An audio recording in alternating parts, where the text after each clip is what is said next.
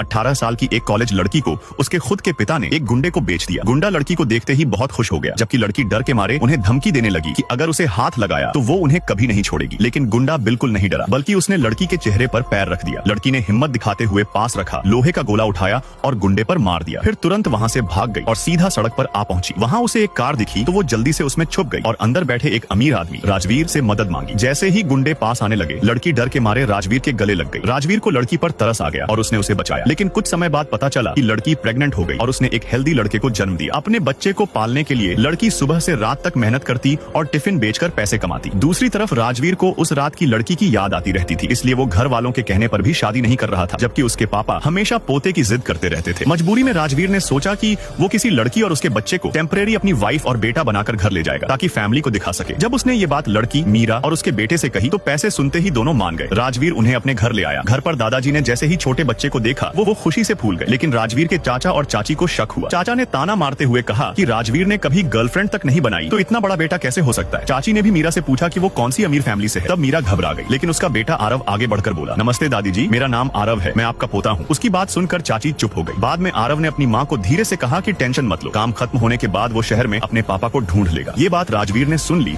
और उसे क्यूरियोसिटी हुई, लेकिन मीरा ने झूठ बोल दिया कि बच्चे का पापा शहर में काम करता है। राजवीर मान गया, लेकिन चाची ने चुपके से आरव के बाल का सैंपल ले लिया और चाचा को डीएनए टेस्ट के लिए दे दिया ताकि अगले दिन पार्टी में सच सबके सामने ला सके। अगले दिन पार्टी में चाचा ने मीरा को गांव की लड़की बताकर इंसल्ट किया और बोला कि बच्चा राजवीर का नहीं है। लेकिन सच ये था कि डीएनए रिपोर्ट में आरव सच में राजवीर का बेटा निकला। पार्टी में आरव ने दादाजी को अपनी बनाई हुई ड्राइंग दी, जिससे वो बहुत खुश हुए। धीरे धीरे वो आरव से और भी ज्यादा प्यार करने लगे, लेकिन चाचा चाची गुस्से से जल रहे थे। खाने के वक्त मीरा और आरव ने सबको देखकर वैसे ही खाना ट्राई किया, लेकिन कुछ लोगों ने उनका मजाक उड़ाया और उन्हें गांव वाला कहकर इंसल्ट किया। तब राजवीर ने ये सब देखा और चुपचाप उनके पास आकर उनके साथ बैठकर खाने लगा। दादाजी भी उनके साथ बैठ गए। ये देखकर चाचा से रहा नहीं गया और उसने सबके सामने सच बताने की कोशिश की। उसने जोर से कहा कि बच्चा राजवीर का नहीं है और डीएनए रिपोर्ट आने वाली है। ये सुनकर दादाजी गुस्से में आ गए और राजवीर को थप्पड़ मार दिया। गुस्से और टेंशन में उनकी तबीयत खराब हो गई और उन्हें चक्कर आने लगे। तभी डीएनए रिपोर्ट वहाँ पहुँच गई। चाचा ने जल्दी से रिपोर्ट पकड़ी और बड़े गर्व से दादाजी को देने लगा, जबकि राजवीर और मीरा दोनों की सांसें रुक सी गई थी।